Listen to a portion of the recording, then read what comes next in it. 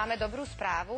Medicína jednak kvaltuje míľovými krokmi dopredu a v súčinnosti s alternatívnou medicínou sa dajú naozaj robiť zázraky. Dôkazom toho je aj účinnosť alebo účinky jednej z húb, ktorá dokáže vyliečiť alebo liečiť rakovinu. My sa o tom niečo dozvieme už o malú chvíľočku a práve preto je u nás v štúdiu pani Gabriela Kovač-Turzo, poradkyňa. Dobrý deň, vítajte. A je tu aj pán Vojtech Madary, vyliečený onkologický pacient, čiže živý dôkaz toho, že to naozaj funguje. Ja som spomínala, že teda rakovina je naozaj strašiak, pred ktorým máme asi všetci rešpekt. Spoliehame sa na to, že to ide rýchlo dopredu, ale samozrejme, ak nás to postihne, tak neváhame a ukláňame, alebo teda často sa uchyľujeme aj k tým alternatívnejším formám. Ako je to vôbec možné, že sa práve tá alternatíva nejakým spôsobom derie dopredu a existuje niečo také účinné, ako je tá huba? Poďme pekne po poriadku. Ako sa vôbec na to prišlo? Kde vznikla tá myšlienka? Čím ďalej, tým viac si myslím, že dostáva alternatívna medicína väčší priestor aj na Slovensku. Táto huba, o ktorej hovoríme, o podkovičníku, túto hubu poznajú už po stáročia v Japonsku, kde sa vlastne nachádza tento hríb. Je to vlastne trúdnikovitý hríb, ktorý rastie na stromoch, od čoho je vlastne odvodený aj ten jeho názov a na jeho liečebné účinky sa došlo úplne náhodou. Sledovali zdravotný stav populácie v Japonsku a zistili vlastne, že jedna tá skupina ľudí je podstatne zdravšia a vyskytuje sa u nej podstatne menej onkologických ochorení a dožívajú sa vyššieho veku. Podrobnejším štúdiom zistili vlastne, že táto skupina ľudí konzumuje podstatne viac jedného druhu hríbu a bol to vlastne podkovičník. Čiže vlastne ľudia dlhovekosti a tomu, že sú zdraví, ďakujú vlastne tomuto hríbu. Čiže nebolo to cielené? Bola to úplná náhoda? Áno, bola to úplná náhoda, takže vlastne sme tomu veľmi radi a my sme sa vlastne dostali tiež k tomuto hríbu. Kde inak podkovičník rastie, pani Gabriela? Podkovičník rastie na Blízkom východe, nenachádza sa v Európe. Štúdie s ním prebiehajú najmä v Japonsku a v Spojených štátoch amerických veľmi intenzívne. No a my ho aj vidíme, toto je on však práve v tejto chvíli. Takže toto je asi na malú chvíľu, aspoň pre tento dámsky magazín dovolím povedať, že zázračná huba, aspoň čo sa týka onkologických ochorení. Možno, že mnohí ľudia, keď vás počúvajú, tak si povedia, že asi by sa oplatilo konzumovať tento hríb aj ako prevenciu, keď má také zázračné vlastnosti. Je táto myšlienka správna alebo mylná? Sme toho názoru, že vlastne vznik rakovinových ochorení vzniká vlastne z poškodenia alebo zo zníženia toho imunitného systému. Čiže celý princíp liečby rakovinových ochorení je na báze posilnenia toho imunitného systému. Čiže tak ako v každom inom prípade, aj v tomto prípade je veľmi dôležitá tá prevencia. Dobre, rozhodneme sa, že ideme teda účinne sa venovať prevencii aj proti onkologickým ochoreniam. Ideme konzumovať podkovičník. Čo to znamená? Ideme niekde, kúpime si ho, zjeme ho surový, alebo čo si teda? Určite to si spravíme ako pomazánku. Urobíme si pomazánku a všetci budeme zázrakom zdraví. Je to špeciálnou technológiou pripravovaný rozprašovaný polysacharíd, ktorý je potom balený do kapsul a takto vo forme kapsule potom užívajú pacienti. Čiže je to vlastne de facto nejaký vitaminový doplnok. Áno, je to výživový doplnok, ktorý sa z neho vyrába. Ja som veľmi rada, že sa vám teda podarilo aj na Slovensku presvedčiť onkologov, lekárov na to, aby sa dali do štúdie ešte predtým, ako dáme Vojtechovi priestor na to, aby povedal sám o sebe, teda, že ako mu práve tento hríb pomohol. Tak by som bola rada, keby ste povedali, aké sú výsledky tejto štúdie, ktorá bola ukončená len prednedávnom. V skratke by som povedala asi toľko, že tohto klinického štúdia sa zúčastnili onkologickí pacienti v 3. a 4. štádiu rakovinového ochorenia. To znamená, že veľmi vážni pacienti pod vedením pána doktora Čoku, klinického onkologa, ktorý vlastne monitoroval týchto našich pacientov.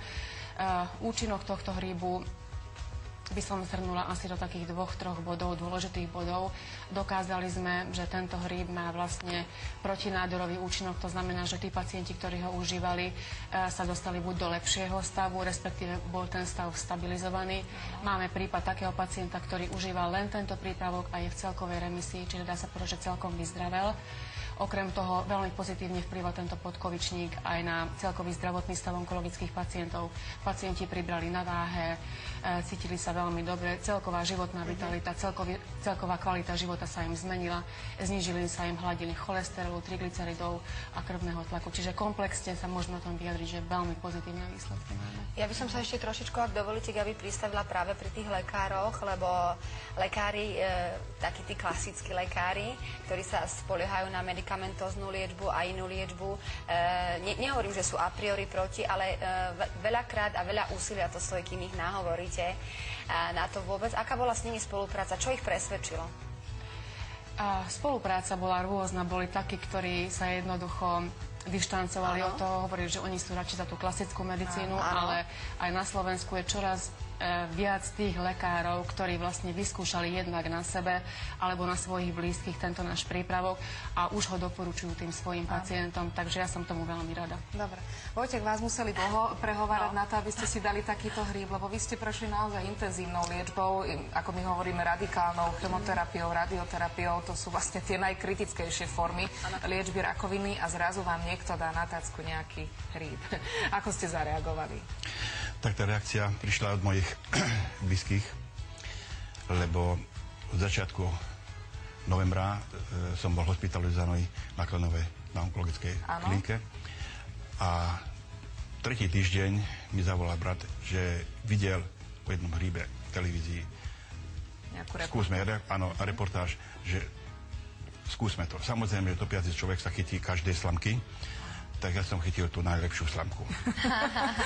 A odtedy som začínal užívať aj počas, samozrejme, rádio, aj chemoterapie, čo mi prinieslo to, že vlasy som mal, aj mám, nevypadávali mi vlasy, cítil som sa fantasticky, aj sestrička, aj lekári videli, že som v kondičke, absolútne som nezhadzoval kilá.